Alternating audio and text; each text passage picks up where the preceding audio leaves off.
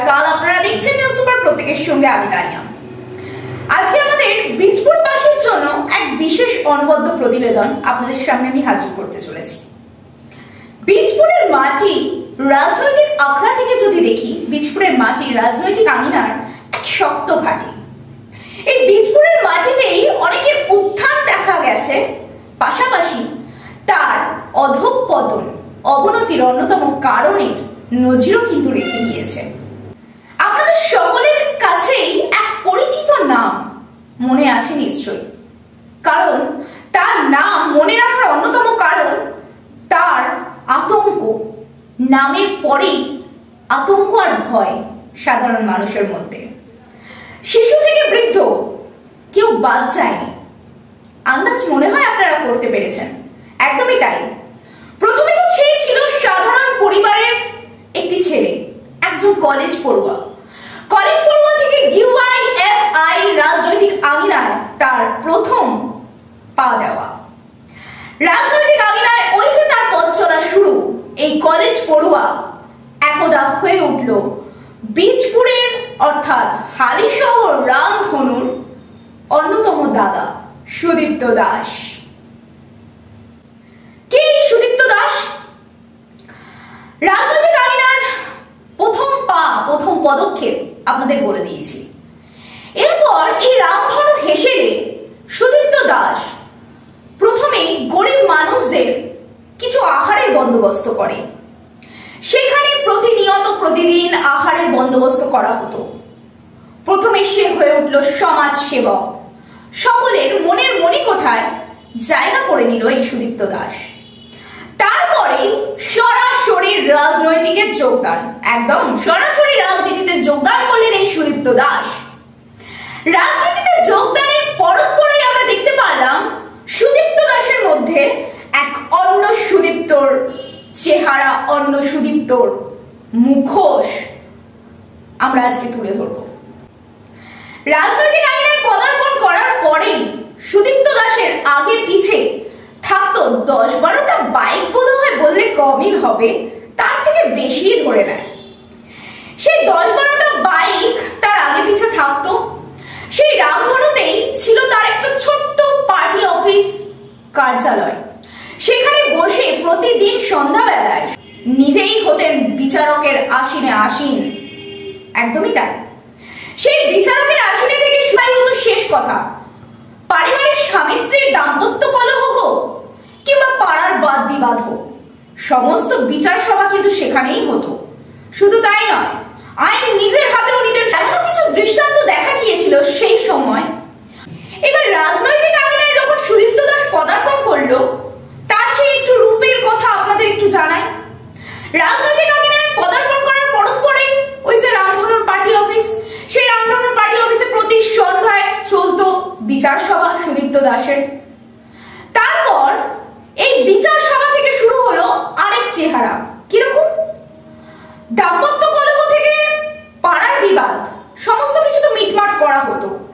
এরপর কাউকে ঘর থেকে উচ্ছেদ করার বিষয় হোক, একদমই তাই।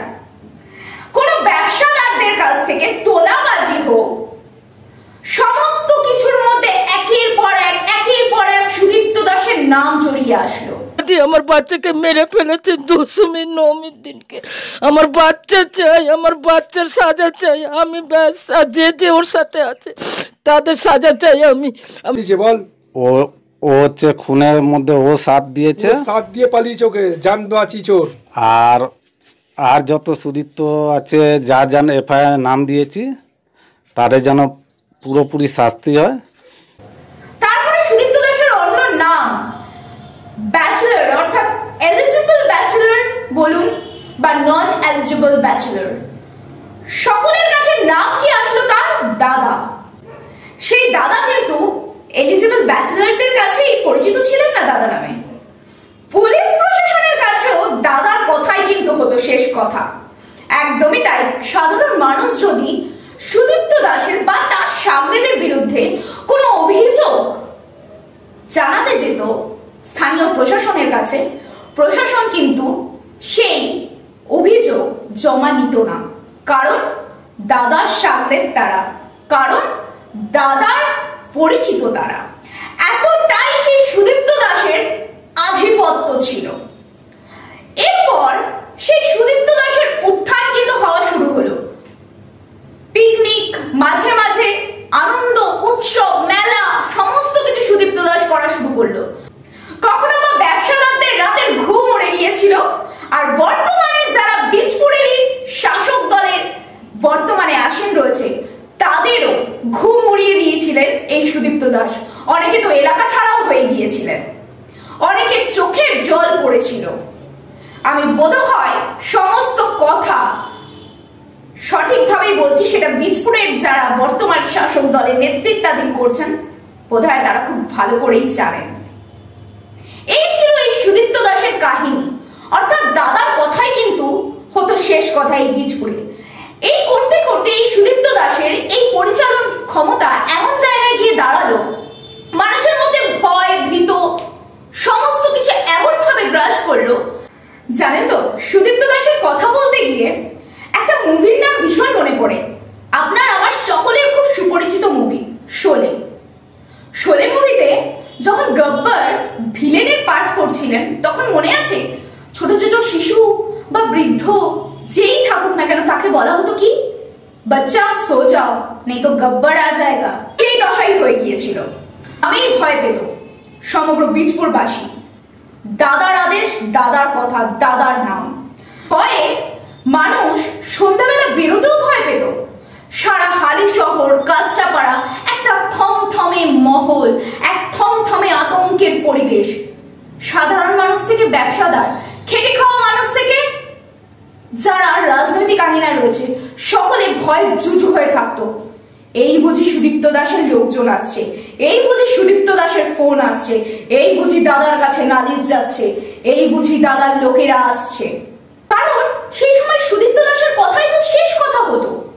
তার কথার প্রতিবাদ জানাবে এমন কোনো মুখই তো খুঁজে পাওয়া যেত না, এমন কোনো মুখ খুঁজেই পাওয়া যাচ্ছিল না। কেউ মুখ ফুটে বলতে পারছিল না। কাউকে ভাতের থালায় ভাত খেতে হচ্ছিল চোখের জল ফেলে। এমনও দিন গিয়েছে বহু মানুষের। তাহলে সেই সুদীপ্ত দাসকে মনে রাখা উচিত তো? আপনারা কি বলেন? এতটা যার আধিপত্য ত্রাস, সে তো সারাটা জীবন এই ভেবেই রেখেছিল, বসেছিল যে সারাটা জীবন আমি এই চেয়ারটাতেই বসে থাকবো এবং আমার আধিপত্য সমগ্র বীজপুরবাসীর প্রতি কায়েম করব। আমার রাজত্ব চলবে, আমার কথাই শেষ কথা হবে। কিন্তু সময়ের কি অদ্ভুত পরিহাস, কালের কি অদ্ভুত পরিবর্তন দেখুন। আজকে সেই সুদীপ্ত দাস কারাগারে বন্দী। ওই বলে না, চিরদিন কাহারও সমান নাহি যায়।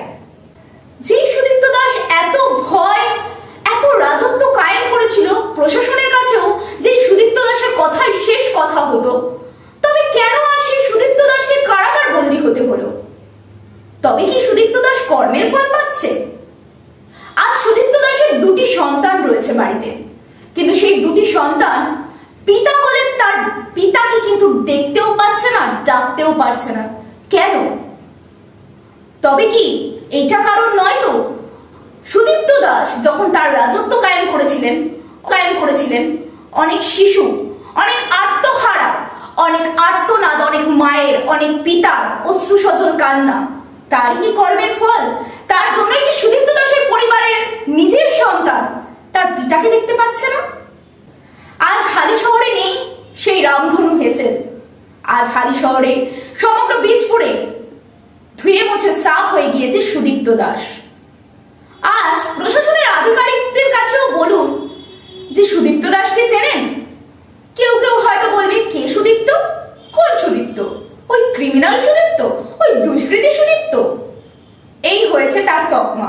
আজকে আমার এই বিশেষ প্রতিবেদন সমগ্র বীজপুরবাসীর কাছে এই কারণে যে মানুষ চাইলে বদল আনতেও পারে, বদলাতেও পারে।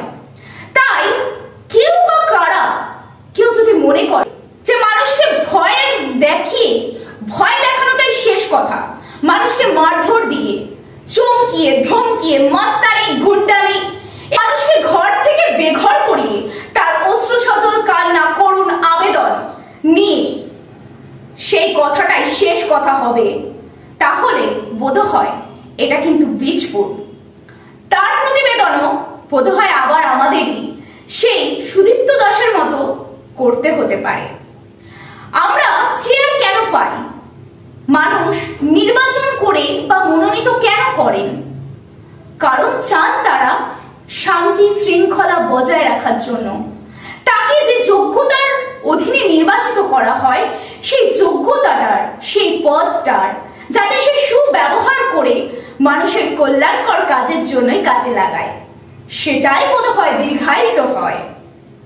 আজকের মতো আমার বিশেষ প্রতিবেদন এখানেই শেষ। সকলে ভালো থাকবেন আর দয়া করে ডিফার্মেশন, কোট অ্যান্ড কোট, এই ডিফার্মেশনটা দয়া করে দেবেন, কিন্তু দেওয়ার আগে অর্চনা ফার্মেসি অর্থাৎ অর্চনা মেডিকেল স্টোরস অ্যান্ড ক্লিনিক্সে একটু জেনে নেবেন, কারণ তারা 2 কোটির মামলা করেছিল এই ডিফার্মেশনে। বর্তমানে তাদের কি অবস্থা সেটা একটু জেনে এসে তারপরে ডিফার্মেশনটা দেবেন।